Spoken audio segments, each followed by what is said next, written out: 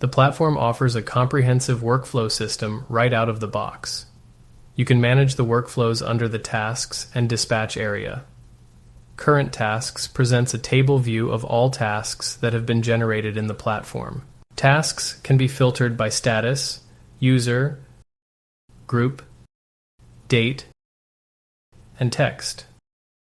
Tasks can be imported from an Excel spreadsheet or manually created one at a time. The task calendar displays all tasks by month, week, day, or in a list. The same filters can be applied if you are looking for a specific task or multiple tasks with similar criteria.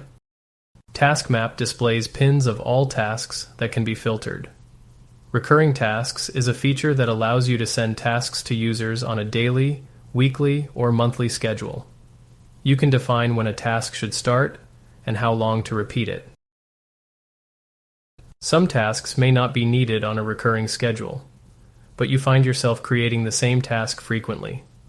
Task templates provide a way to create this task once and reuse it when needed.